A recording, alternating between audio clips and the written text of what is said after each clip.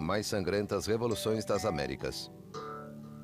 O período armado da Revolução Mexicana foi de 1910 a 1920 e deixou cerca de 1 milhão de mortos e exilados.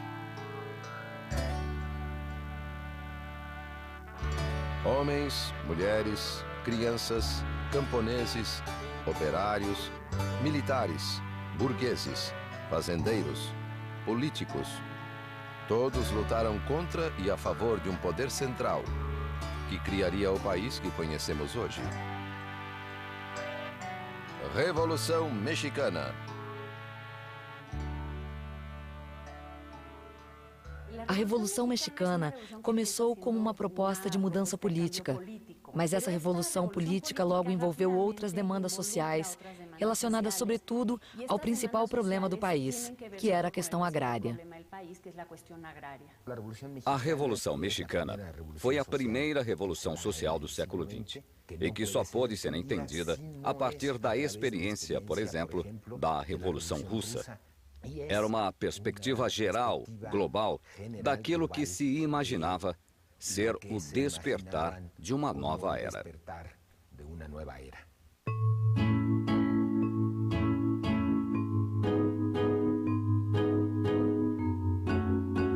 Algumas razões da Revolução residem no governo de Porfírio Díaz. Esse general do exército mexicano foi candidato à presidência 2 vezes, em 1867 e 1871. Derrotado em ambas as ocasiões por Benito Juárez, ele decidiu optar pela força.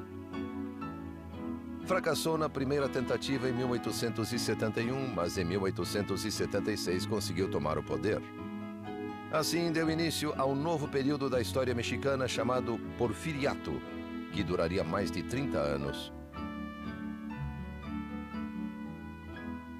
A ditadura de Porfírio Díaz foi um fenômeno degenerativo, pois cada vez mais e mais se consolidava não só um poder unipessoal, piramidal, como também uma série de situações de exploração e abuso vinculadas a essa estrutura de poder. Porfírio Díaz governou o país ajudado por um grupo de políticos que o povo chamava de cientistas, por recorrerem a métodos racionais para a administração. Esse grupo possuía uma ideologia oposta à dos militares, que haviam ajudado Díaz a tomar o poder. Porfírio Díaz percebeu que para modernizar o país, para inseri-lo com êxito na economia mundial, era necessário outro tipo de pessoa, ou seja, pessoas cultas. Foi um grupo de políticos civis que hoje se chamariam tecnocratas, que conseguiu chegar até uma modernização que foi muito desigual e injusta socialmente, mas muito eficaz econômica e politicamente.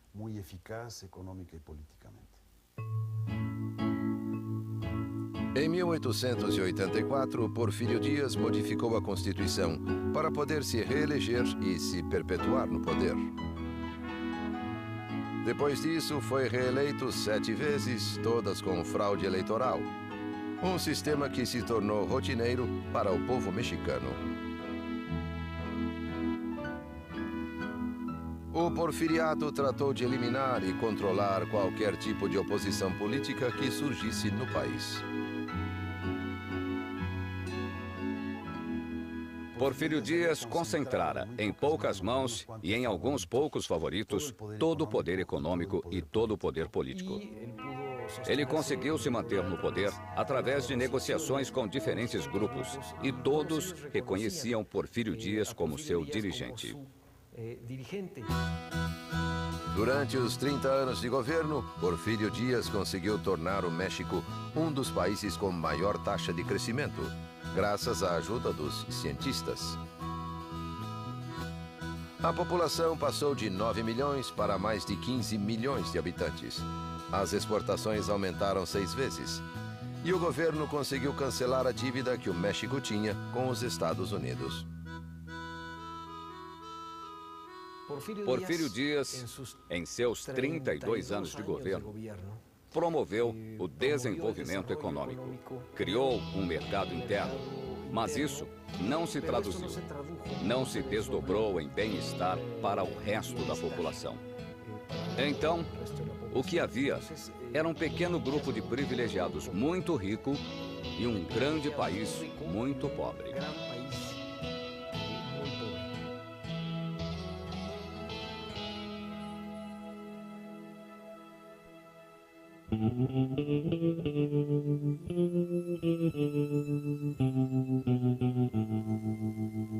O país se dividia em regiões com qualidade diferenciada de crescimento. Ao norte, a mineração, que se dedicava a metais preciosos como ouro e prata, expandiu-se com metais não preciosos como o cobre, o chumbo e o zinco. No centro-sul, as indústrias agrícolas e têxteis cresciam bastante. E na região de Yucatán, desenvolvia-se a indústria do sisal. A economia toda crescia devido à chegada de empresas estrangeiras. As ferrovias, impulsionadas pelo capital estrangeiro, estenderam-se por todo o país, principalmente até o norte, onde ficavam as jazidas minerais. Os trilhos chegavam aos portos e, em alguns casos, cruzavam a fronteira dos Estados Unidos, um dos países interessados no México. Deram-se avanços tecnológicos e a mecanização da manufatura beneficiou a indústria agrária. Assim, as fazendas cresceram em tamanho e população. Devido à lei de desamortização das terras, as comunidades indígenas perdiam seus campos, que eram comprados a um preço muito baixo pelas fazendas. Assim, os camponeses tiveram de migrar para outras regiões para conseguir emprego ou então trabalhar para os fazendeiros em troca de casa e comida.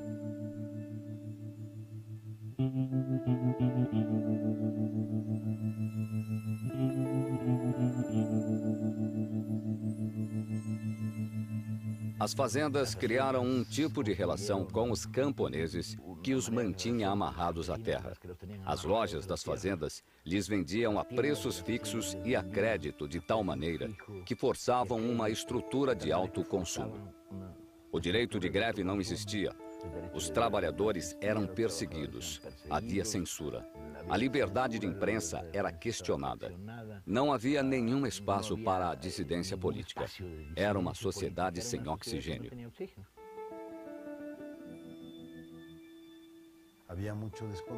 Havia muita insatisfação. E então se empregou muito um grupo armado chamado Os Rurais, uma polícia específica para o campo.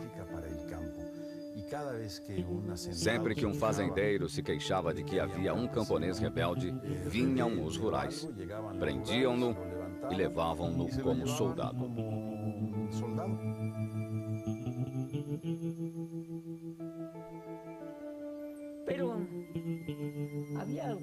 Mas havia algo mais. Meu pai morava dentro do que era a propriedade do fazendeiro. E quando nessa mesma fazenda acontecia de sumir alguma coisa, o padre dava ordem para buscar as pessoas. Convocava-as por meio do sino, para que se confessassem.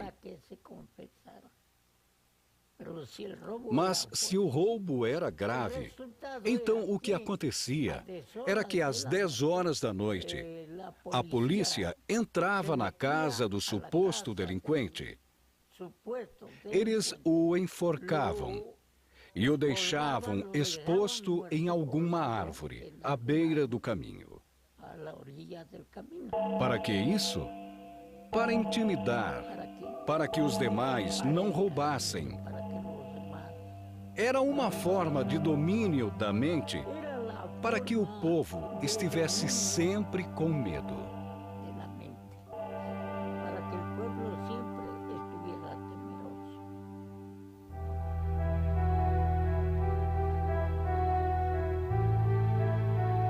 Dessa forma, o país se polarizou entre uma classe trabalhadora dominada e uma classe rica e poderosa.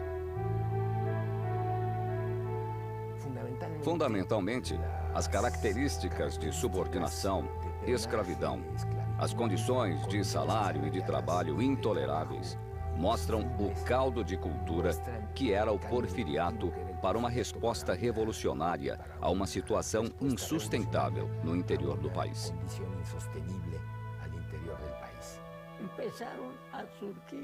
E começaram a surgir homens muito valentes. Foi o grande início da insatisfação generalizada. O que foi motivo, ou o que deu motivo, para que se começasse a pensar em um movimento armado.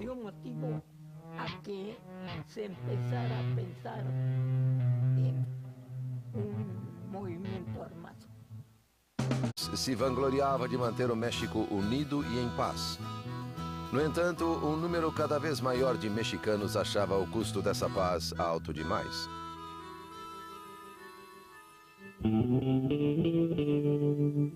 Os primeiros a passar da crítica à ação foram os irmãos Flores Magón, políticos e jornalistas naturais de Oaxaca. O início do século XX viu nascer neste país uma dissidência cada vez mais virulenta. No início, promovida pelos irmãos Flores Magón, e uma proposta revolucionária com grande conteúdo social que tinha base urbana, mas que foi derrotada. Foram as primeiras expressões armadas de uma intenção revolucionária que, nesse sentido, é considerada precursora. Mas, por viver no exílio, esse grupo teve impacto político e militar menor no México. Além disso, com a radicalização que sofreu, o grupo de Flores Magón perdeu muitos adeptos, muitos aliados que buscavam uma saída mais moderada para o México, uma saída basicamente eleitoral. Em 1908, o presidente Dias foi entrevistado por James Krillman, um prestigioso jornalista americano da Pearson's Magazine.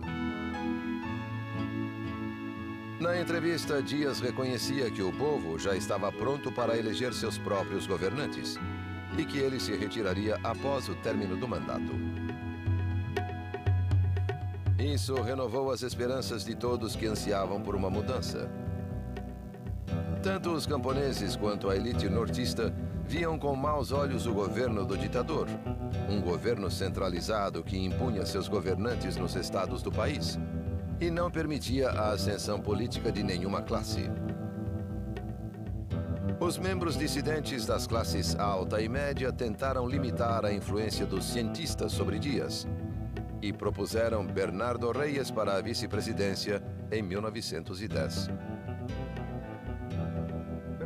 Bernardo Reyes foi o militar mais importante do aparato de governo porfirista. No entanto, quando Porfírio Dias o elegeu como seu vice-presidente, ou seja, como seu herdeiro, um membro do grupo dos cientistas, os reístas, primeiro se indignaram, se desiludiram e converteram esse sentimento em uma luta de oposição dentro do regime. Com o passar do tempo, eles foram se radicalizando, até que em 1908, 1909, representavam a principal oposição ao governo de Porfírio Dias. Porém, o mais importante é que Reyes passou de seu principal aliado militar, o chefe nato do exército porfirista, e se converteu em um adversário eleitoral muito importante. Porfírio Dias, vendo o grande apoio que Reyes recebia da classe média, negou-se a aceitá-lo como candidato e o enviou em missão militar à Europa, um exílio disfarçado que Reyes podia aceitar ou recusar. Bernardo Reyes aceitou uma comissão que Porfírio Dias lhe impôs para estudar assuntos militares na Europa. Foi uma reação óbvia da parte de Porfírio Dias, pois temia equivocadamente que Reyes fosse seu principal inimigo, a maior ameaça.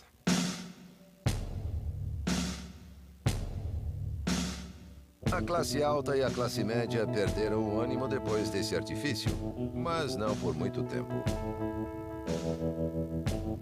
No norte do país, no estado de Coahuila, atendendo ao chamado da elite local e apoiando-se no que a declaração de Dias ao jornalista americano podia conter de verdade, um homem escreveu o livro A Sucessão Presidencial em 1910. Esse homem, Francisco Ignacio Madero, político e empresário agrícola, nascera no seio de uma família abastada. Madero pertencia à família que talvez fosse a mais rica do México e a mais moderna. Possuíam fazendas, mas também tinham indústrias, investimentos financeiros e eram considerados aliados do regime. Então, ninguém teria imaginado que Madero, membro dessa família, poderia se tornar um revolucionário. Francisco El Madero, além de membro dessa família, era um liberal. Estudou na Europa e nos Estados Unidos. Além disso, voltou simpatizando com as correntes espíritas. Então Madero, durante uma experiência mediúnica, escreveu a frase: "Amarás ao próximo como a ti mesmo." E em suas memórias, ele conta que nesse momento, ele compreendeu que devia se dedicar à política. Porque para que o povo mexicano pudesse evoluir espiritualmente, antes precisava ser livre. E para que fosse livre, era necessário democracia.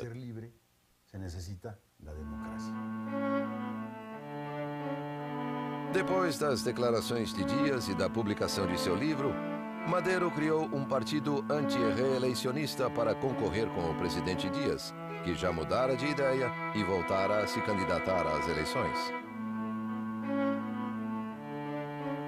O partido de Madero recebeu o apoio dos reístas desiludidos.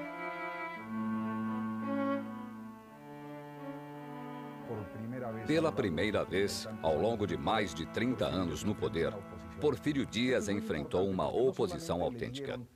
Isso é muito importante, porque não somente aumentou o número de opositores à reeleição, como surgiram quadros que provinham do setor político, quadros que tinham experiência. Então, deixou de ser um movimento de uma sociedade civil inexperiente, alheia ao processo político. E combinaram viajar por diversos pontos do país, atravessar o território nacional para organizar clubes contrários à reeleição. E entre 1905 e 1909, ele estabeleceu contato com as pessoas independentes de todos os estados. Foi despertando muita simpatia. Madero era uma pessoa de baixa estatura, de voz estridente e, contudo, tinha um forte carisma. Estava sempre acompanhado da esposa. Tinha uma rede de pessoas com as quais trocava cartas, buscando apoio para poder se organizar nacionalmente em 1909. Francisco Madero queria conseguir para seu estado a autonomia local que o governo central negava ao impor os governadores a partir da Cidade do México. Uma vez conquistada a autonomia, Madero pretendia alcançar o poder político. No início, Porfírio Dias pensou que Madero não lhe causaria problemas e que com as eleições fraudadas ganharia facilmente. Mas o adversário continuava conquistando adeptos. E quando passou pela cidade de San Luis Potosí, o governo decidiu prendê-lo sob a acusação de insuflar a rebelião e desacatar as autoridades. Estando na prisão, Madero não poderia ser eleito. Madero permaneceu na prisão e se deu conta de que pacificamente, por meios legais, não conseguiria nada. E assim, Madero começou a pensar em como se rebelar.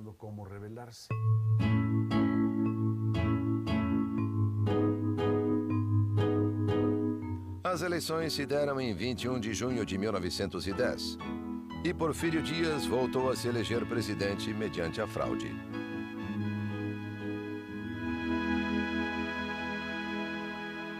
Essas eleições foram a prova de que não havia saída política e eleitoral contra a ditadura porfiriana.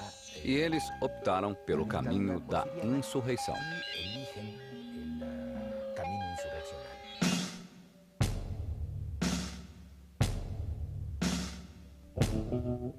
Madero conseguiu escapar da prisão e cruzou a fronteira para se refugiar na cidade de San Antonio, no Texas. No exílio, uniu-se a vários líderes dos clubes anti-reeleicionistas que foram a seu encontro no Texas. Em seu esconderijo, elaborou o plano de San Luis Potosí. O plano de San Luis Potosí talvez seja o único plano revolucionário no mundo que fixou um dia preciso e uma hora exata para a revolução. Então, dizia que a revolução começaria no domingo, 20 de novembro, às 6 da tarde, e os locais que estivessem distantes das vias de comunicação começariam um dia antes.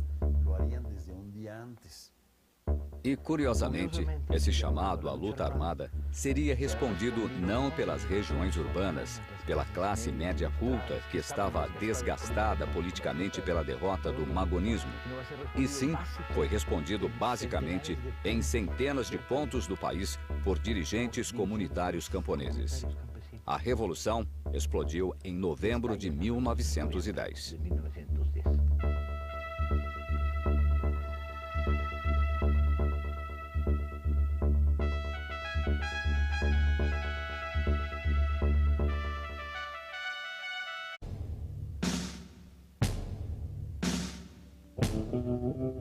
Desde a entrevista que Porfírio Dias concedera a Krillman, os ânimos no país haviam mudado.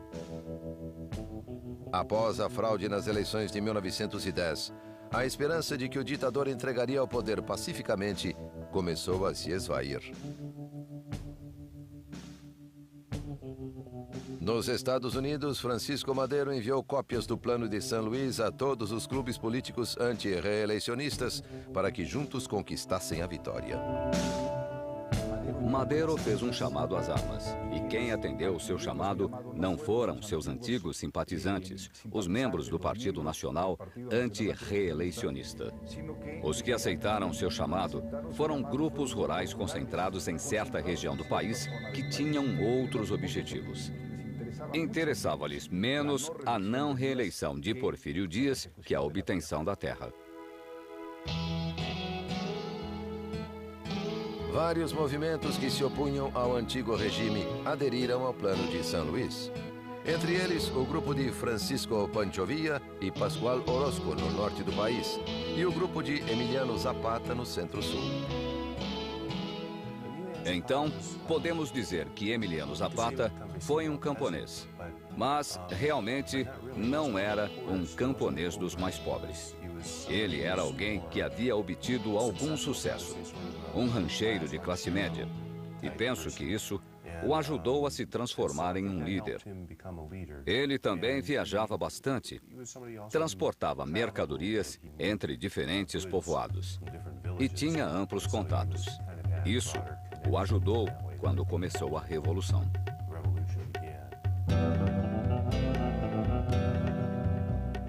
Emiliano Zapata, o caudilho do Sul, foi um dos líderes da Revolução Mexicana. Nasceu em San Miguel Anenecuilco, distrito de Ayala, no estado de Morelos. Já em setembro de 1909, os anciões que compunham o conselho regente de seu povoado haviam admitido que não eram capazes de sair da crise iniciada pela lei de desamortização que havia causado a perda de suas terras. Entregaram o poder a Zapata, que foi eleito presidente da Junta da Defesa das Terras. A partir de então, ele estudou os documentos que garantiam o direito dos povoados às suas terras e se transformou em dirigente agrícola de Morelos.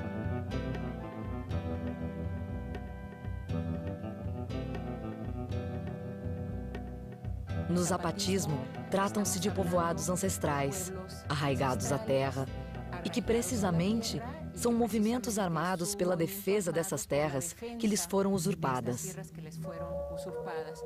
Zapata queria que os povoados vivessem em paz. Como disse John Womack, Zapata fez uma revolução para que as coisas continuassem iguais, para que não se transformassem.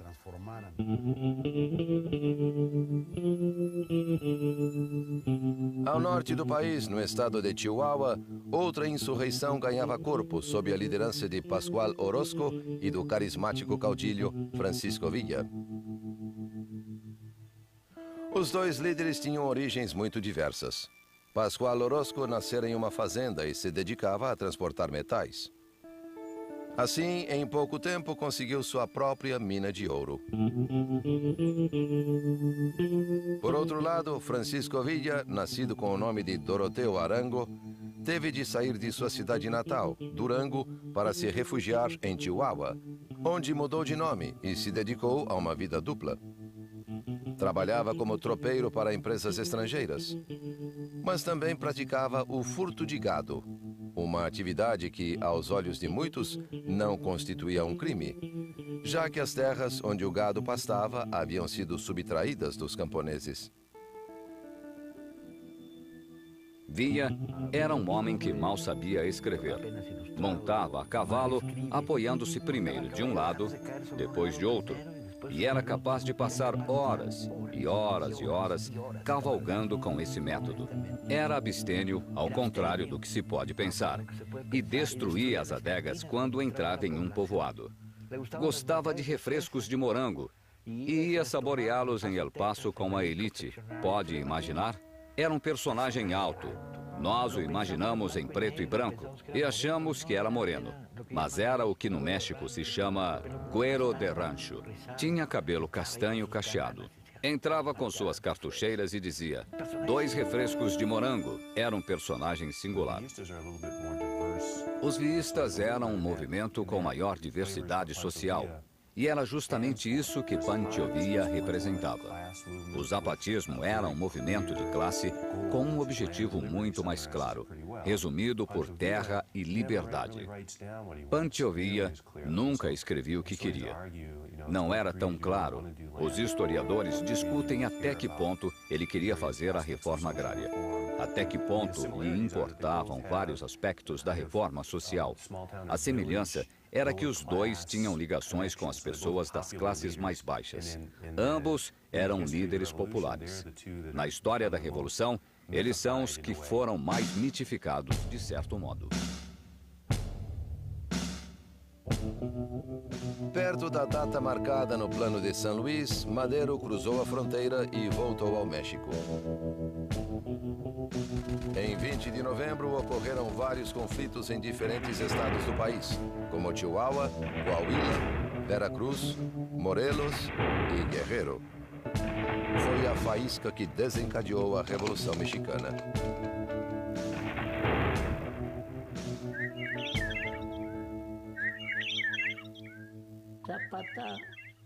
Zapata, devido ao lugar ou à região onde agia, preferia adotar táticas de guerrilha. Francisco Villa tinha toda uma divisão com muitos milhares de soldados e enfrentava o governo em grandes combates. Mas, no fundo, os dois eram representantes das pessoas humildes.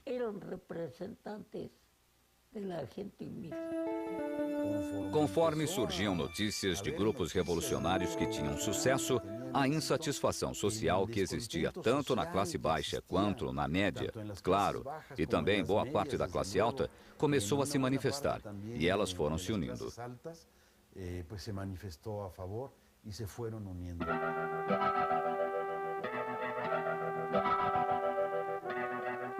Os zapatistas aderiram ao Plano de San Luis devido à oferta de devolver aos povoados as terras que os fazendeiros haviam usurpado.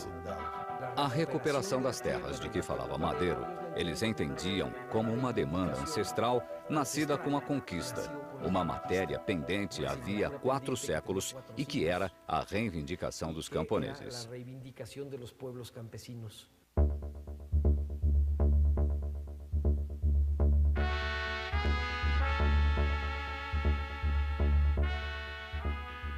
Todos os chefes das forças revolucionárias de Morelos se reuniram e nomearam Emiliano Zapata chefe supremo do Movimento Revolucionário do Sul, que depois passou a se chamar Exército Libertador do Sul.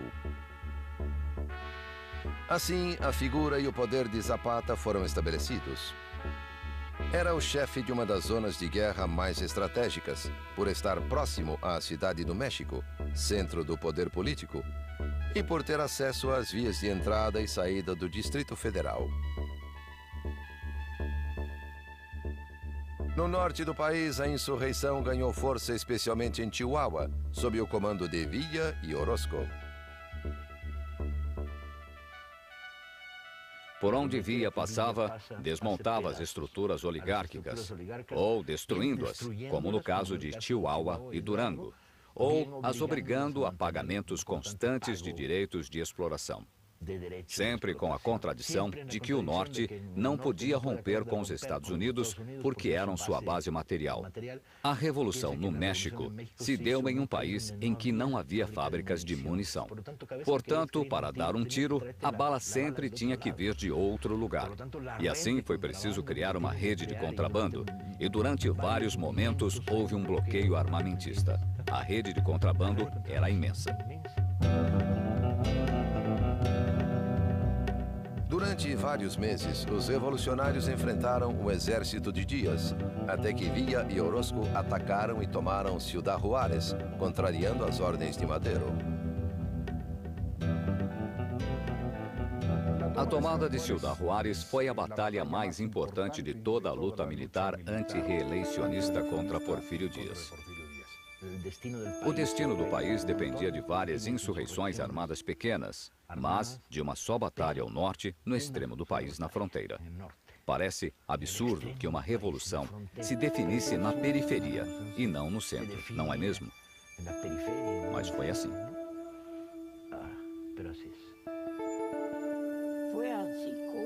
Foi assim que a revolução foi arregimentando pessoas, apesar da questão não muito clara do objetivo da revolução.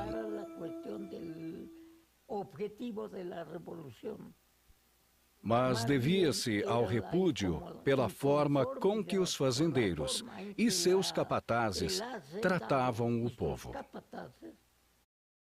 Após a tomada de Ciudad Juárez, em pouco tempo os adversários do regime ditatorial conquistaram Chihuahua e Baja Califórnia, regiões do norte do país, e a zona costeira de Veracruz. Os madeiristas começaram uma guerra de guerrilha que aos poucos se tornou uma guerra de concentração. E mesmo que fugissem antes que chegasse o Exército Federal, aos poucos reuniram forças suficientes para travar batalhas com o Exército Federal. Em Torreón, derrotaram-no em 15 de maio. Em Cuautla, derrotaram-no e se aproximaram de Cuernavaca e do Distrito Federal. Haviam tomado Água Prieta e Iguala também, até que o Exército Federal foi totalmente ultrapassado.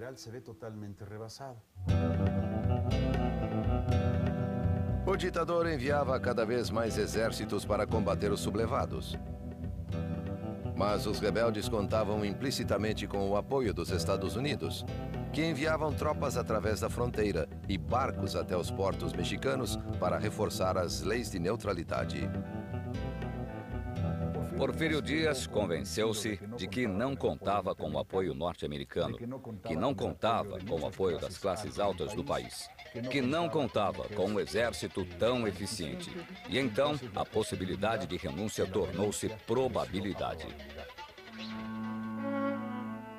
Em 21 de maio de 1911, em Ciudad Juárez, os madeiristas chegaram a um acordo com os representantes de Díaz, que viajaram para acabar com o conflito.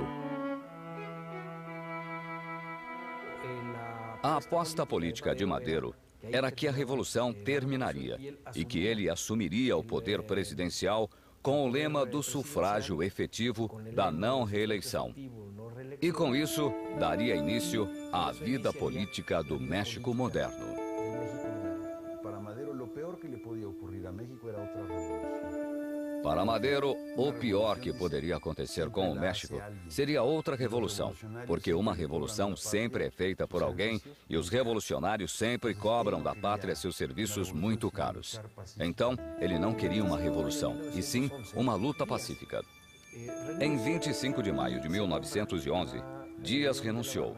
León de la Barra foi nomeado presidente interino, na suposição de que ele pacificaria o país e convocaria eleições. Depois de firmar o pacto e diante de novos distúrbios na cidade do México, Porfírio Díaz embarcou para Paris, onde morreria 4 anos depois. O governo provisório de Francisco León de la Barra, segundo o pacto, iria de maio até novembro de 1911, quando ele convocaria eleições gerais e entregaria o poder. Como era um presidente interino, a lei indicava que tinha como tarefa estabilizar o país politicamente mais uma vez, para poder convocar eleições. Mas ele fez algumas jogadas um pouco estranhas. Madero foi ao estado de Morelos encontrar-se com Zapata, que não queria licenciar suas tropas. E enquanto Zapata e Madero conferenciavam, León de la Barra enviou um grupo do Exército Federal, comandado por Victoriano Huerta, para atacar os zapatistas, esperando que Zapata se sentisse traído e fuzilasse Madero. E desse modo, resolveria o problema.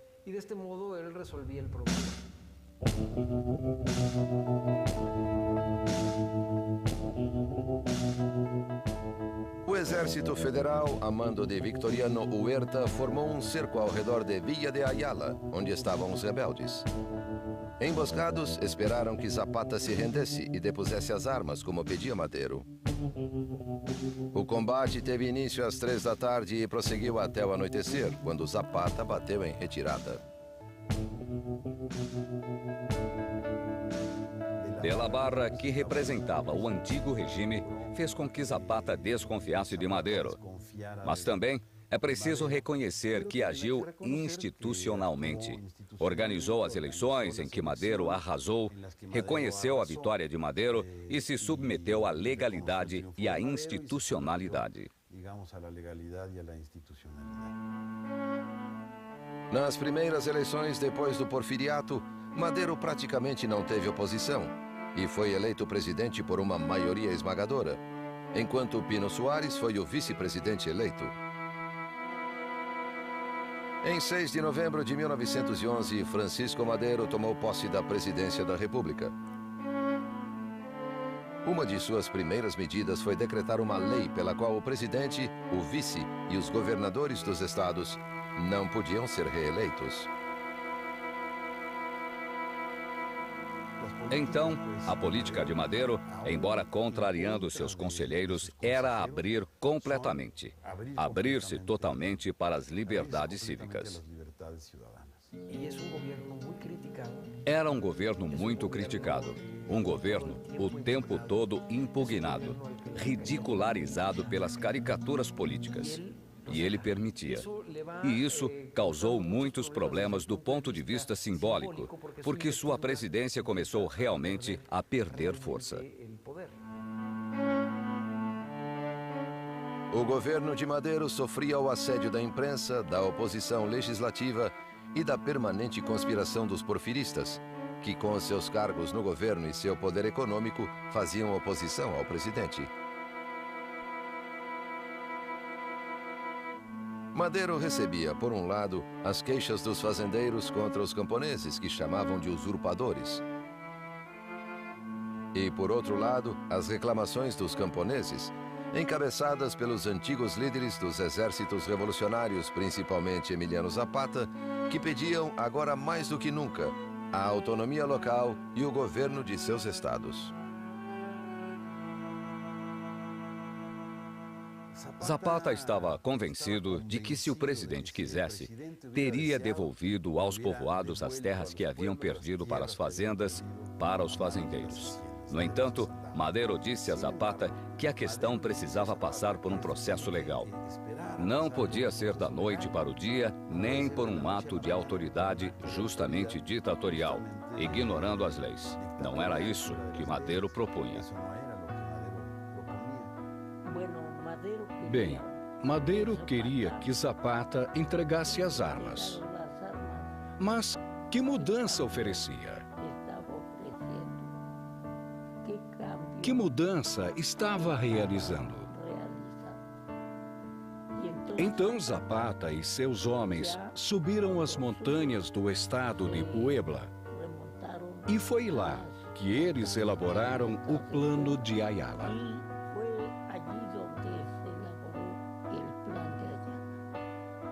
Madero não podia satisfazer as demandas que sua própria mobilização havia criado, de maneira que ocorreram novos levantes. O Plano de Ayala é explícito: a terra para quem trabalha. Essa ideia central se tornou mais complexa, envolvendo a recuperação das terras comunitárias, a ruptura com a estrutura das fazendas. Ao mesmo tempo, no norte, houve uma revolta estranha, em que se uniam as reivindicações agrárias com os grupos da velha oligarquia, que se reorganizavam e resistiam, chefiados por Pascual Orozco.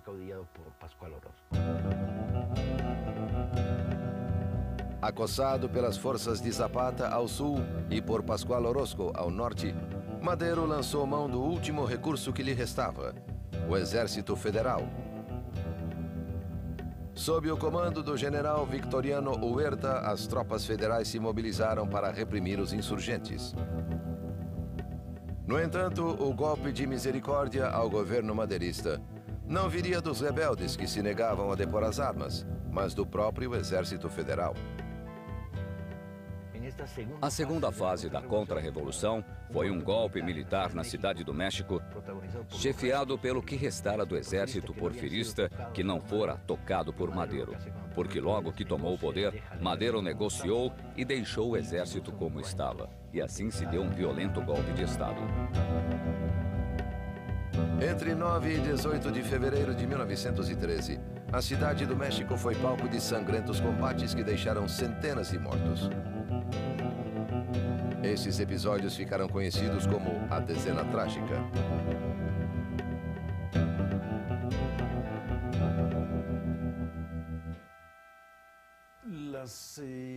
As forças que apoiavam a rebelião de Bernardo Reyes tomaram a Citadela, um lugar onde havia instalações militares no centro da Cidade do México, na assim chamada Dezena Trágica.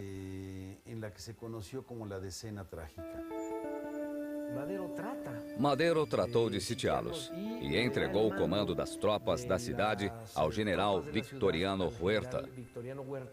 Mas esse general, através da embaixada americana, entrou em conluio com os rebeldes, aprisionou o presidente Madero com uma jogada política e o obrigou a renunciar. Com a renúncia, Huerta tomou o poder. Do ponto de vista legal, era tudo aceitável, mas, na verdade, fora um golpe de Estado. O presidente Madero e o vice Pino Suárez estavam presos, esperando que Huerta decidisse o que fazer com eles. Na noite de 22 de fevereiro de 1913, as tropas do Exército iniciaram a transferência dos prisioneiros para o cárcere do Distrito Federal. No caminho, os militares simularam um ataque e aproveitaram a ocasião para fuzilar Madero e Suárez.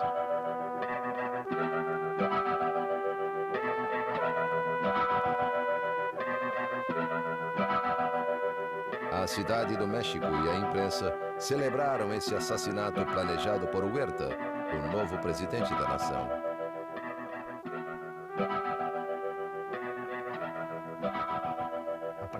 A partir de então, surgiu uma nova experiência revolucionária. Implantou-se a ditadura de Huerta na Cidade do México. E o velho madeirismo foi evoluindo e se construindo contra Huerta. Aí sim, o sangue correu de maneira terrível.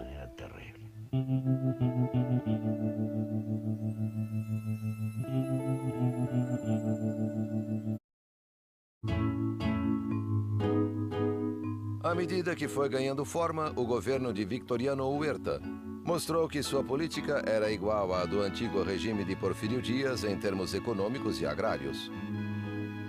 Huerta pediu empréstimos ao exterior, mas em vez de usá-los para impulsionar a economia do país, que estava em queda desde o início da Revolução, grande parte desse capital foi destinada ao exército, para aumentar seu poderio e assim enfrentar as rebeliões que se anunciavam.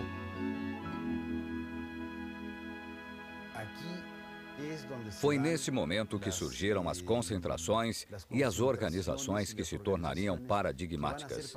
As imagens da Revolução Mexicana, os grandes comboios ferroviários, em cujo alto iam os revolucionários acompanhados de suas mulheres, as adelitas, como eram chamadas. São dessa etapa. Formaram-se grandes corpos de exército. E então houve grandes batalhas, grandes combates. E é por isso que a segunda etapa armada da Revolução Mexicana é muitíssimo mais violenta que a primeira.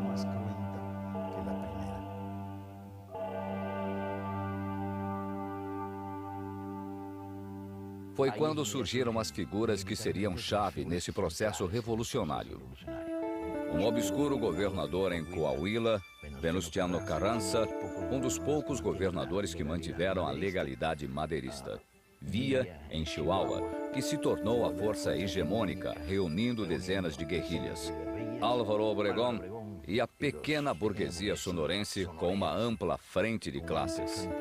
E essas forças começaram a avançar militarmente contra o velho exército, agora da ditadura, na fase mais violenta da Revolução.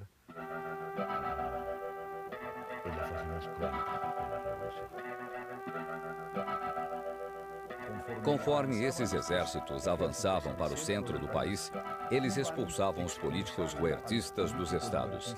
E também derrubavam as elites regionais e estabeleciam novos pactos com a classe média e com setores populares.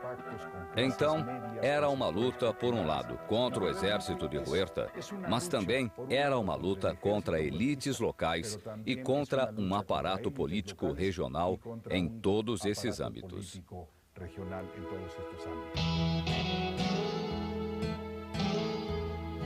Victoriano Huerta teve de enfrentar graves problemas militares, como a oposição zapatista no sul e as milícias de Francisco Villa em Chihuahua. No noroeste do país, o governador de Coahuila, Venustiano Carranza, ganhava cada vez mais importância entre os revolucionários.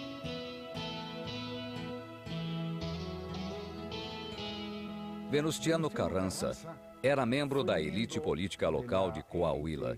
Foi um dos muitos reístas que se desiludiram com Porfírio Dias e que o enfrentaram. E isso dá uma importante característica à Revolução Mexicana. Não podemos pensar que a Revolução Mexicana foi uma luta estritamente popular, unicamente com bases camponesas. Não. É preciso entender o que a Revolução Mexicana teve desde o início. Muitos líderes, como Madero e Venustiano Carranza, muitos líderes da classe alta ou da classe média vinculados às elites econômicas ou com as elites políticas.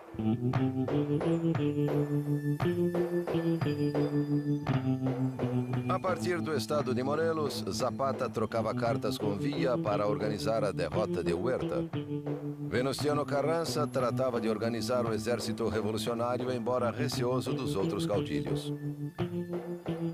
Venustiano Carranza lançou o Plano de Guadalupe para combater Victoriano Huerta e retornar à ordem constitucional. Por isso, se chamavam constitucionalistas.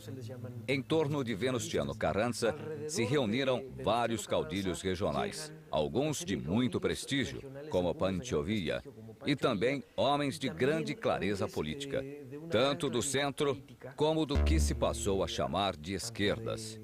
E formaram um grupo político no qual Venustiano Carranza era o principal chefe.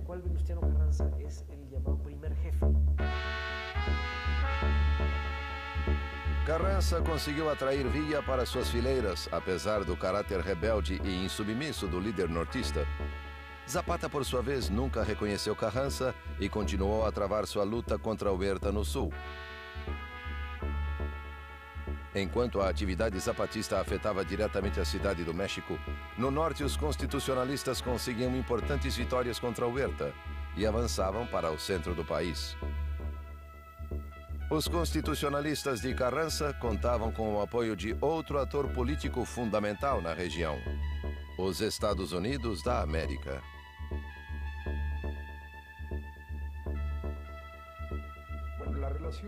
A relação de Venustiano Carranza com os Estados Unidos variou ao longo dos anos. Em um primeiro momento, em 1913, os Estados Unidos viam Venustiano Carranza como líder de um movimento que controlava política, social e militarmente o norte do país. E no norte do país estavam concentrados os investimentos norte-americanos.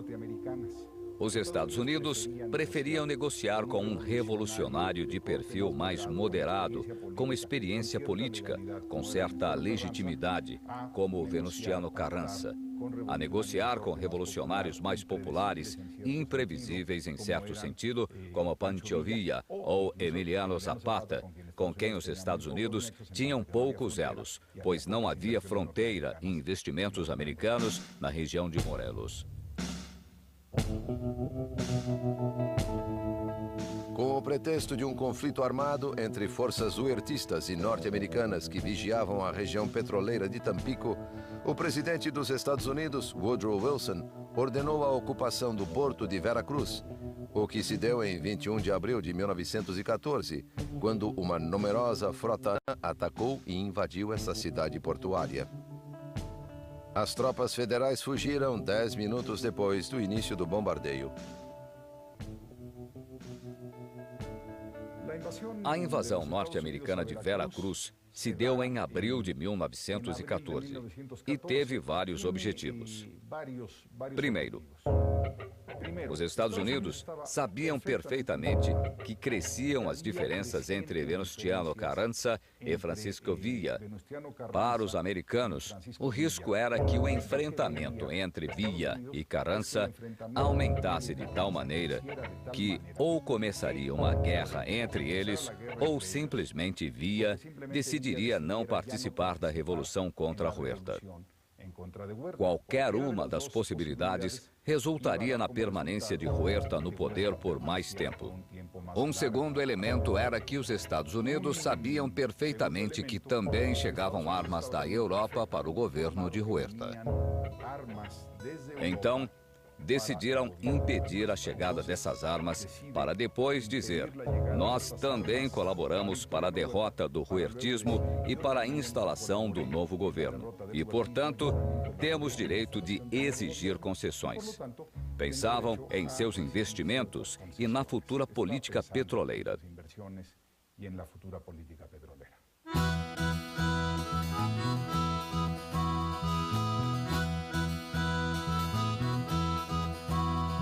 A política agrária de Emiliano Zapata continuava viva em Morelos, pois não havia sido sufocada pela repressão exercida pelo poder central.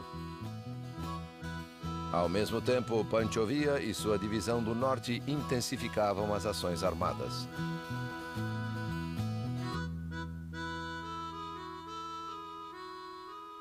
Os exércitos constitucionalistas marcharam sobre a cidade do México a partir de 3 rotas. Uma vinha do noroeste de Sonora, Sinaloa, descia pela costa do Pacífico e, mais ou menos em Jalisco, dobrava-se e avançava para o centro do país. Outro exército muito importante, o constitucionalista do noroeste, avançou pela zona de Nuevo León, Tamaulipas e entrou no centro do país via San Luis Potosí. E havia uma terceira força muito importante que, digamos, desceu pelo centro, por Chihuahua, Durango, Coahuila, Zacatecas e de lá dirigiu-se à cidade do México. Esse último grupo era liderado por Francisco Villa. Venustiano Carranza não queria que a cidade do México fosse tomada por um exército que formalmente era constitucionalista, mas que tinha uma liderança e um contingente muito mais popular que era viísta.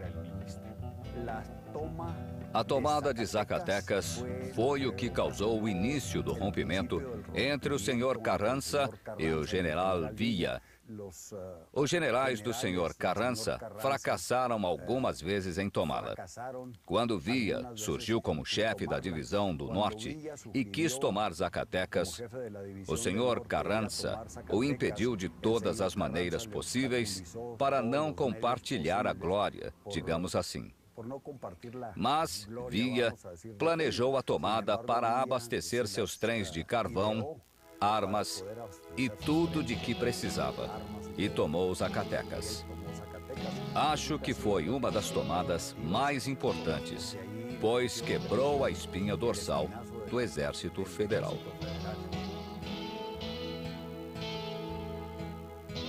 Apesar das dissidências e desconfianças que existiam entre os diferentes líderes revolucionários, as ações convergentes dos exércitos de Carranza e Villa no norte e das guerrilhas zapatistas no sul acabaram encurralando o governo de Huerta, que finalmente fugiu em 14 de julho de 1914. Carranza marchou sobre a cidade do México e em 20 de agosto os constitucionalistas ocuparam a cidade e deram início a uma nova etapa do processo revolucionário.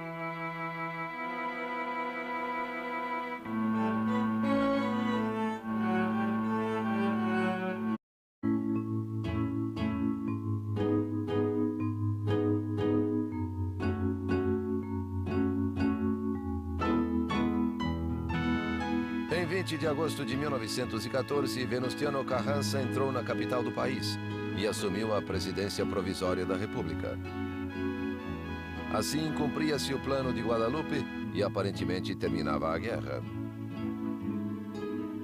No dia seguinte, Carranza enviou o general Álvaro Obregón a Chihuahua para negociar com Pancho Villa o reconhecimento de seu governo.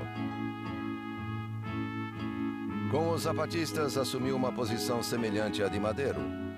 Exigiu submissão incondicional. O Exército Libertador do Sul, por sua vez, reafirmou sua bandeira de luta, o Plano de Ayala, segundo o qual uma convenção de chefes revolucionários de todo o país devia eleger o governo provisório da República. A posição de Villa e Zapata era uma ofensa para Carranza e já anunciava os conflitos futuros. É uma guerra típica de todos os processos revolucionários da história. Primeiro, todos esses exércitos se aliaram para vencer um inimigo comum, que era o antigo regime. Uma vez derrotado o antigo regime, ou seja, o governo de Victoriano Huerta, sobreveio uma guerra que era previsível, que era a guerra entre os exércitos revolucionários, antes aliados, para que cada um deles tentasse impor seu modelo revolucionário. O modelo de Villa, o de Zapata, que se aliaram temporariamente, e o modelo de Venustiano Carranza. Em outubro de 1914, Carranza tentou realizar uma convenção de líderes revolucionários na cidade do México. Mas Villa e Zapata se negaram a participar, pois a reunião seria na capital, controlada pelas forças de Carranza, e aceitou então transferir a convenção para a cidade de Águas Calientes. Zapata não reconheceu a soberania da Assembleia e exigiu que Carranza renunciasse ao poder executivo. Enviou uma comissão para Águas Calientes, mas sem o caráter de delegados. Havia um setor da Convenção de Revolucionários da Classe Média, de políticos profissionais e de políticos revolucionários. A eles foi atribuído formalmente o poder executivo da Convenção. Mas suas relações, suas semelhanças com Zapata e Villa eram mínimas e, portanto, estavam condenados a uma rápida separação. Quando o plano de Ayala foi aprovado em Águas Calientes, o carrancismo passou por um momento difícil. Carranza e Obregón viram na Assembleia que eles mesmos haviam convocado como suas propostas não encontravam eco. Aumentava a força dos setores mais radicais da Revolução, cimentada pela unidade, embora frágil, entre Villa e Zapata, os líderes dos exércitos revolucionários do Norte e do Sul. Derrotados na convenção, Carranza e Obregón abandonaram a capital e fugiram para Veracruz. Na Convenção Revolucionária, decidiu-se que alguém precisava se encarregar do poder executivo. E Eulálio Gutierrez era o personagem capaz de aglutinar e negociar com ambos os grupos, permitindo que os dois caudilhos se retirassem com suas tropas. Na verdade, quem tinha o poder político eram ambos, Villa e Zapata. Eulálio Gutierrez tinha um poder muito limitado, que impediu que seu governo fosse aceito.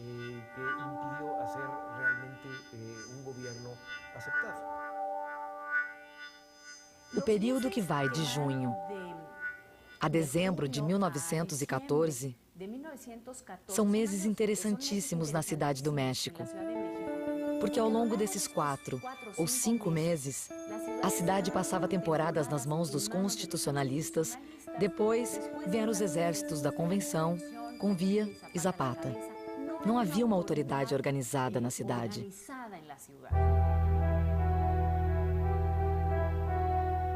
No final de novembro de 1914, as forças zapatistas ocuparam os bairros ao sul da capital e chegaram até o Palácio Nacional, enquanto as tropas de Villa se instalavam nos seus arredores.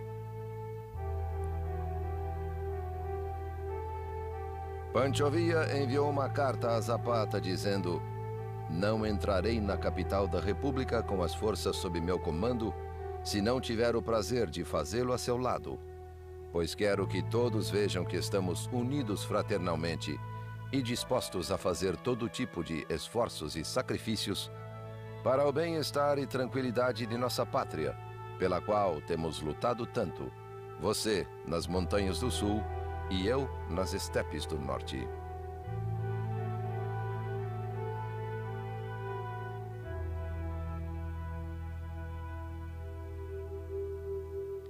Na Cidade do México, o novo presidente provisório Eulálio Gutierrez assumia o poder. Mas outra cena chamava muito mais a atenção.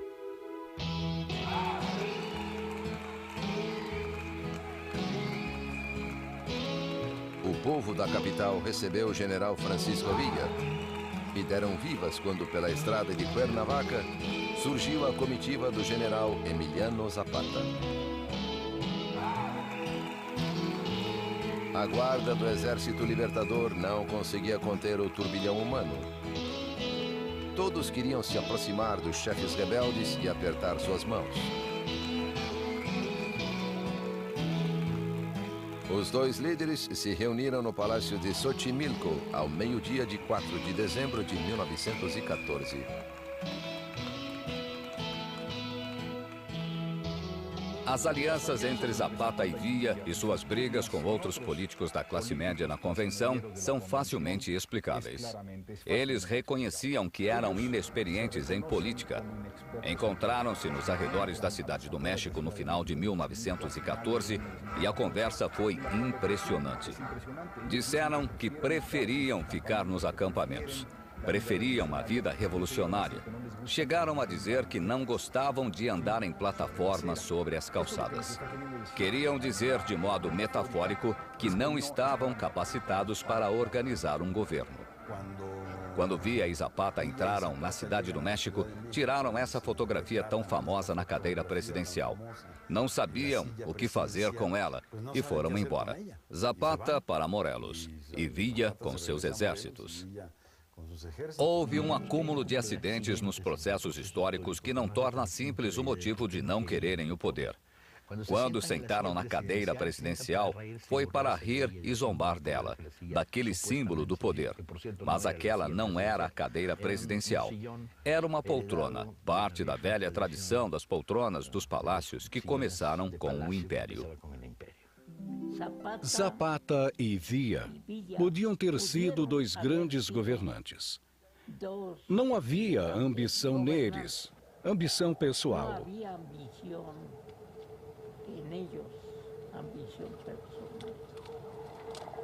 Mas, infelizmente, tampouco havia uma visão política.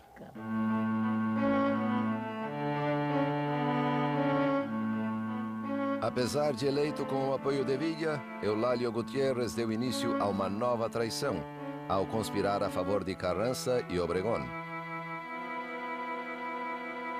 Quando soube da situação, Villa voltou à capital e expulsou o presidente Gutiérrez, poucas semanas depois que este assumiu o poder.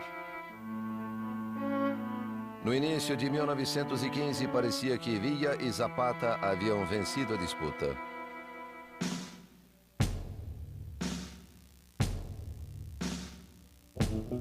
Mas Carranza e Obregón não estavam derrotados. Em Veracruz, construíam um poderoso exército e preparavam o contra-ataque. Teve início a penúltima fase da Revolução Mexicana, a dos convencionistas contra os constitucionalistas, ou de Villa e Zapata contra Carranza, para simplificar.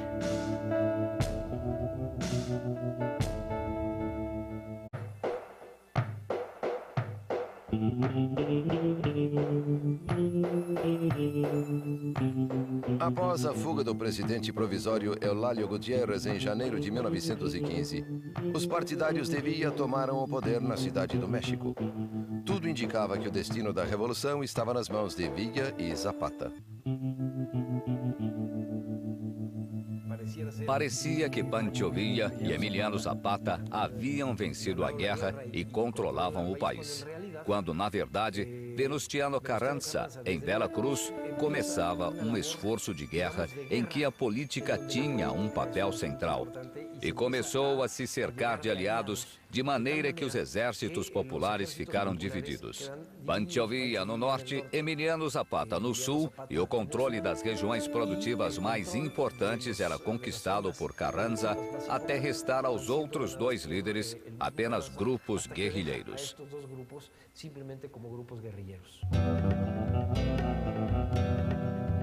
O principal general de Carranza, Álvaro Obregón, iniciou uma campanha no norte do país, com o objetivo de destruir o exército de Villa. As operações militares duraram meses e trouxeram consequências nefastas para a população, que suportava 5 anos de guerras contínuas. Com o passar do tempo, deixaram de produzir. A indústria açucareira estava destruída. O nível de produção caiu profundamente. A população também caiu, mas não tão rápido. Houve, na época, escassez de alimentos. Os soldados de Carranza chegavam aos povoados e queimavam as reservas de milho ou assassinavam as pessoas.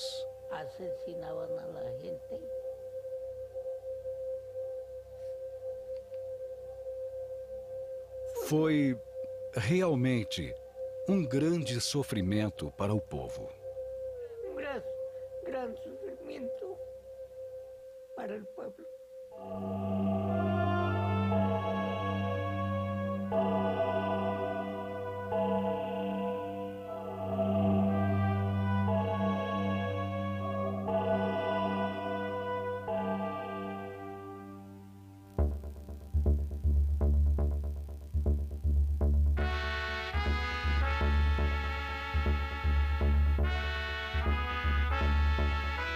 O presidente dos Estados Unidos, Woodrow Wilson, pediu aos revolucionários que fizessem as pazes em nome do povo mexicano.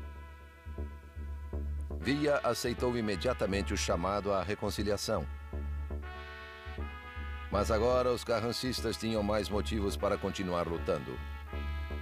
Seu exército chegava a 100 mil homens, superando em número os 40 mil villistas e os 20 mil zapatistas que continuavam a lutar. Entre abril e julho de 1915, o exército de Carranza derrotou o de Villa em Celaya, Guanajuato, León e Águas Calientes. Aqui, em Água Prieta, em Sonora, na fronteira com o Arizona, o governo americano permitiu o transporte de tropas federais para combater o general Villa em Água Prieta. Do lado americano, lançavam refletores para o lado mexicano, de onde vinham as forças de Villa, e foi uma derrota total. Houve uma grande hostilidade contra o general Villa, porque o estavam atrapalhando. Estavam contra ele. Os americanos mudaram.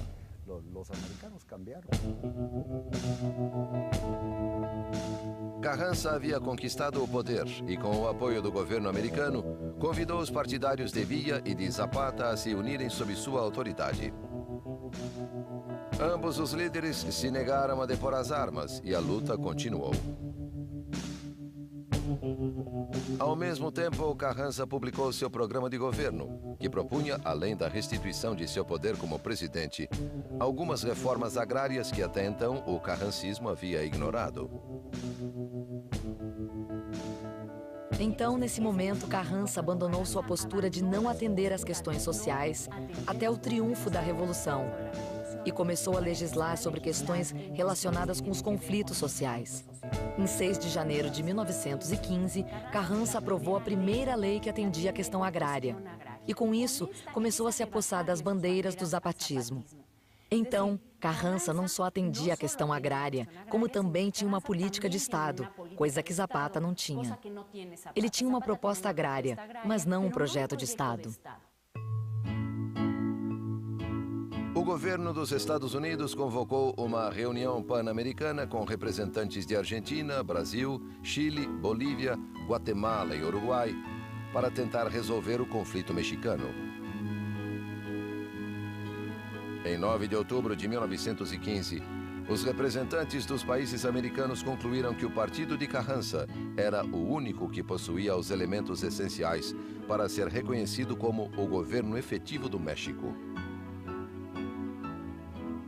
Com essa legitimação internacional, o governo de Carranza era sancionado, enquanto os exércitos de Villa e Zapata eram reduzidos nominalmente a simples rebeldes.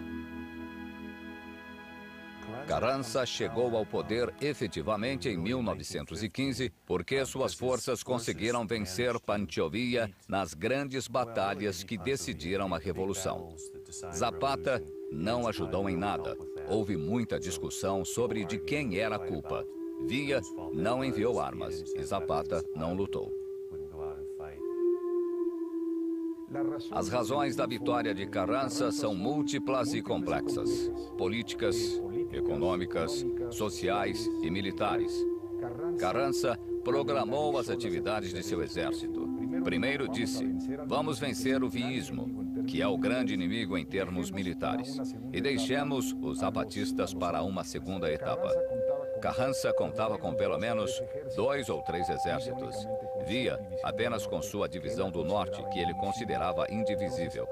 Então, quando Villa foi obrigado a lutar em várias frentes, a eficiência militar de seu exército desmoronou. Carranza chegou ao poder porque Villa e Zapata não cooperaram devido à ajuda americana e porque tinha um general melhor. O melhor líder militar não era Carranza, e sim o general Obregón, porque sempre lia sobre estratégia. Era um homem mais culto. Ele gostava de aplicar as táticas da Primeira Guerra Mundial. Mas outro aspecto importante da abordagem de Carranza e Obregón era a habilidade de construir alianças. Eram mais hábeis que Zapata e que Villa.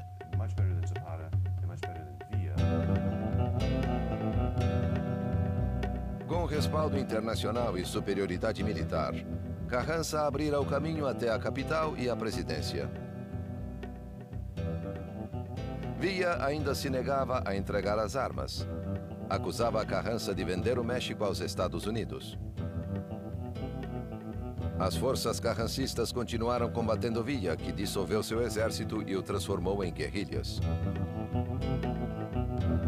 Villa, na fase guerrilheira, era mais radical em relação aos Estados Unidos e dizia: vamos abrir uma vala de 500 metros para que eles não entrem e vamos cortar o telégrafo para que não se comuniquem conosco. Por isso, Villa se tornou um monstro de que os americanos precisavam para justificar sua política externa. Foi então que surgiram os cartazes com recompensas: Villa, vivo ou morto. E em todo esse processo, foi se construindo a história da Revolução Mexicana, a versão dos vencedores e dos vencidos.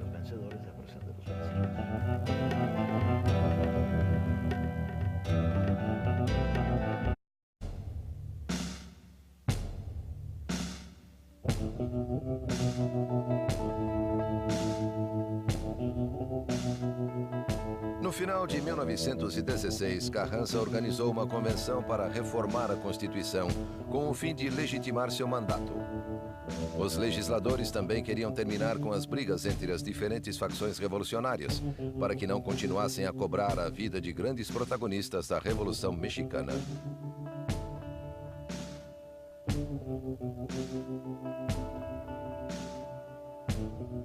A importância da Constituição de 1917 para o México foi central porque se converteu no projeto nacional do país durante todo o século XX. A Constituição de 1917 é a Carta Magna. Foi discutida por vários grupos alinhados com Carranza, mas que traduziam os interesses das distintas facções revolucionárias.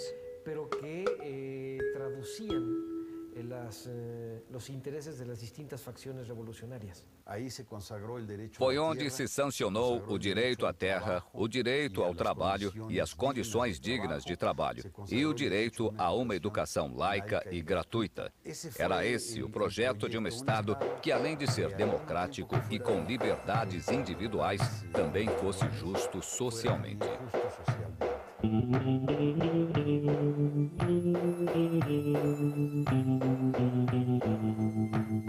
Promulgada a nova Constituição, Carranza convocou eleições e saiu vencedor. Em 1º de maio de 1917, prestou juramento como o novo presidente.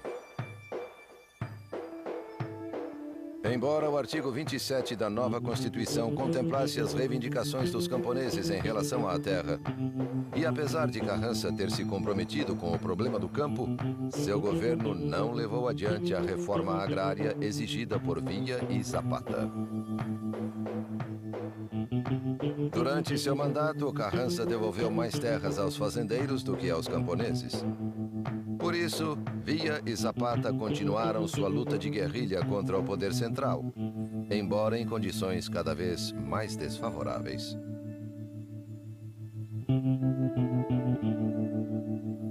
Zapata estava desesperado porque seu movimento sofrera um duro golpe. E durante anos ele buscou aliados onde pudesse encontrá-los. Não era exigente, pois estava perdendo e precisava de ajuda. E nesse contexto, um dos possíveis candidatos à sucessão de Carranza na presidência era Pablo González, o encarregado de perseguir Zapata no estado de Morelos. Pablo González tinha um subordinado que se chamava Jesús Guajardo, que fingiu rebelar-se contra Carranza para ir ao norte, buscar armas e apoiar Zapata. Zapata não sabia o que fazer. Alguns de seus homens diziam para não fazer nada.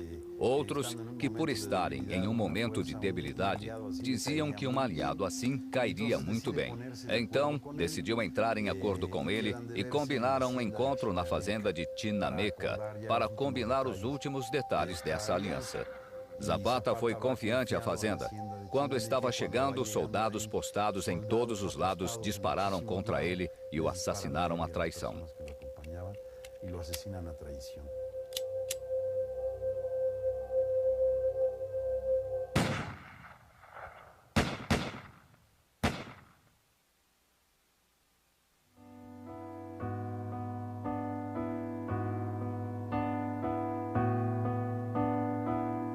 Emiliano Zapata encontrou a morte no dia 10 de abril de 1919, nesta fazenda em Morelos. Seu corpo foi transferido para a cidade do México e exibido pelo governo de Carranza como troféu de guerra. Muitos se negaram a acreditar que Zapata havia morrido, e assim nasceu o mito do caudilho do Sul.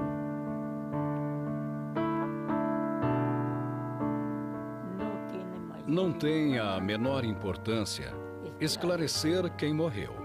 Se Zapata, o verdadeiro Zapata, ou alguém que tomou seu lugar. Eu digo isso pelo seguinte motivo. Porque para o povo do México, para o povo de Morelos, a grandeza de Zapata está acima, muito acima, de detalhes históricos. Muy por encima de detalles históricos. Mas o problema mais grave de Carranza era a eleição de seu sucessor. O general Álvaro Obregón, que durante a Revolução esteve muito próximo do presidente, afastou-se do governo de Carranza e construiu uma fortuna com a exportação de produtos para preparar sua campanha eleitoral à presidência em 1920. Quando Carranza deixou claro sua intenção de apoiar outro candidato, Obregón liderou uma revolta militar que forçou Carranza a fugir da capital.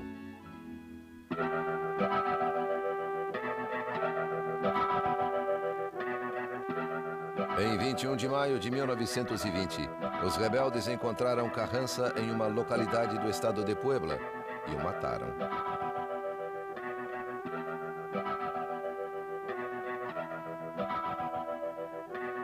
Dessa forma, Álvaro Obregón tomou o poder. Um dos apoios cruciais que recebeu para chegar ao governo foi dos sobreviventes do exército zapatista. Os distintos grupos armados zapatistas começaram a negociar com Álvaro Obregón, de maneira que, quando da queda de Carranza, eles apoiaram Obregón e entraram com ele na cidade do México. E o presidente Obregón aceitou o discurso zapatista como parte do discurso de seu governo revolucionário. Aproveitou-se de Emiliano Zapata ser um dos mártires da Revolução, um dos homens mais puros da Revolução.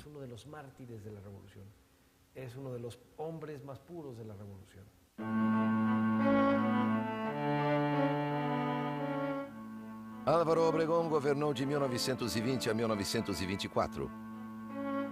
Durante seu governo, realizou um expurgo e mandou assassinar pelo menos uma dúzia de chefes revolucionários, garantindo assim a pacificação do Estado.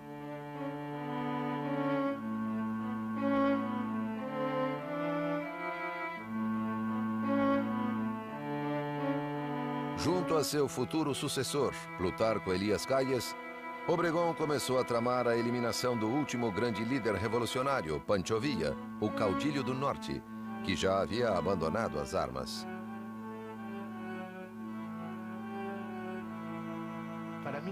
Em 1923, Villa, escondido em uma fazenda em Canutillo, para onde fora depois de abandonar a luta armada, representava para Obregón e Calles um problema e um perigo. As eleições estavam próximas. Duas candidaturas se enfrentariam. A mais progressista de Huerta. A chance de que Villa se aliasse a essa candidatura e voltasse a ser o temido caudilho militar que já fora, os preocupava muito. Então, um complô surgido desde baixo foi adotado e encoberto desde cima. Quem lhe arranjou problemas foi a imprensa. Perguntaram se apoiava algum partido. Ele gostava de Adolfo de la Huerta. E ele disse, gosto de Fito, porque é um bom rapaz. E assim cometeu um erro fatal. Eles não achavam que Pancho Villa estivesse morto ou acabado, e sim que tinha poder para erguer 20 mil homens em armas. Esse foi o pretexto para planejar sua morte. Para planear su muerte, ¿verdad?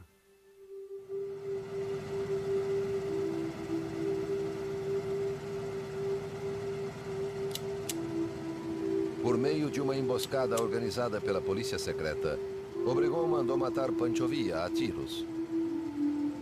Era a tarde do dia 20 de julho de 1923.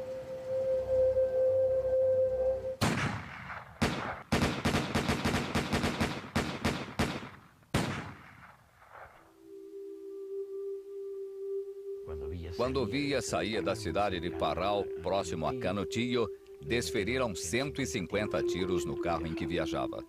Usaram rifles de alto calibre e balas explosivas que só o exército tinha. Os 9 assassinos, cujos nomes depois foram conhecidos, eram pistoleiros e rancheiros. Mas por trás do complô havia um segundo grupo, o dos ricos de Parral, e por trás desses um terceiro grupo com o qual Calles estava envolvido.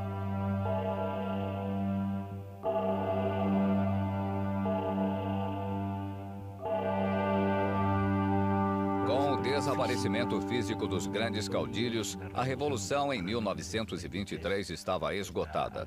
Houve a tentativa da rebelião de la Huertista de 23, uma tentativa confusa que misturava forças conservadoras e reacionárias, mas que foi derrotada. No momento em que esse processo culminou, o saldo da Revolução Mexicana era de 1 milhão de mortos. Uma constituição mais ou menos progressista, mas também uma vitória das forças conservadoras do espectro revolucionário e uma sensação de que a revolução não chegara onde devia ter chegado e não havia cumprido o programa que havia abraçado.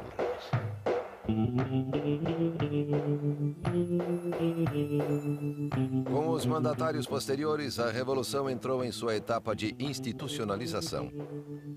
O partido oficial do governo, que em 1946 ganhou o nome de Partido Revolucionário Institucional, seria o encarregado de reorganizar o país, monopolizando o poder até o ano 2000.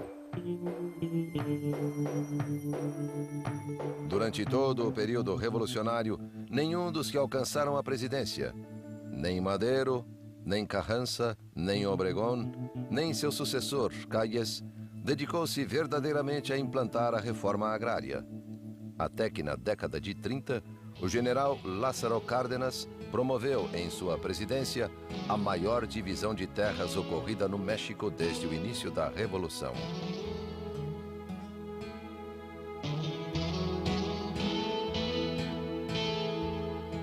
Depois de assassinados, os antigos caudilhos revolucionários, como Emiliano Zapata e Francisco Villa, se transformaram primeiro em mitos e depois em heróis nacionais da grande família revolucionária, utilizados pelo Estado para obter coesão social e identidade nacional.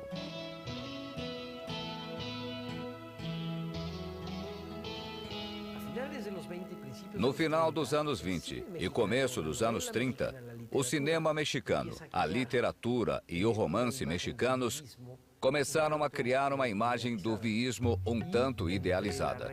Entre a realidade da memória do viísmo e essa imagem que a literatura e a cinematografia vêm criando, foram construindo o pedestal sobre o qual, em seguida, colocaram Pancho Villa, ao contrário de Emiliano Zapata, pois ele sim teve uma aceitação como um herói puro desde muito cedo. Desde 1923, um mito popular vem sendo construído de uma tradição surpreendente e de uma intensidade enorme. Esse mito popular diz: perdemos Zapata e Villa, que eram nossos líderes. A revolução não terminou. Cada vez que o patrão olha feio para alguém, vem Pancho Villa, ele dá uns cascudos, lhe mete 6 tiros e fica tudo bem. Essa é a estrutura do mito de que sociedades como as nossas necessitam para se defender dos horrores, dos fantasmas e das misérias que vivemos. Não é gratuito. Eles estão aí porque merecem.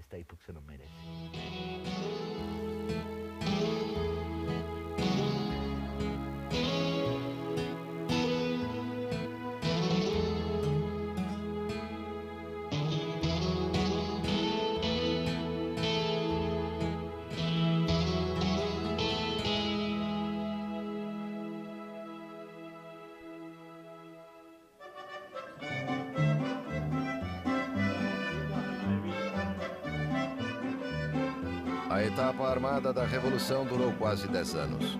A perda de vidas humanas alcançou cifras enormes. Entre 1,5 milhão e 3 milhões de pessoas, incluindo baixas em combate, desaparecidos e mortos devido à fome e doenças. Segundo algumas estimativas, a economia mexicana só começou a se recuperar nos anos 40.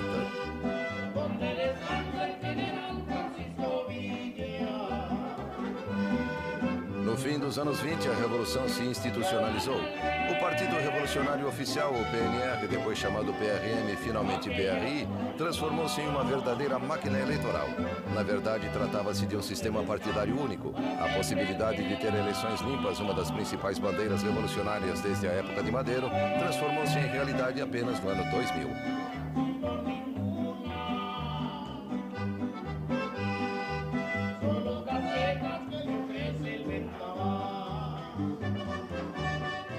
A bandeira zapatista da reforma agrária teve de esperar até a década de 30 com o governo de Lázaro Cárdenas para ser realizada de forma parcial. As desigualdades que continuam marcando a sociedade mexicana até os dias de hoje, no campo e na cidade, sugerem que as ideias de Zapata não perderam sua atualidade e guiam novos movimentos rebeldes, como o Exército Zapatista de Liberação Nacional, surgido em 1994 no estado de Chiapas.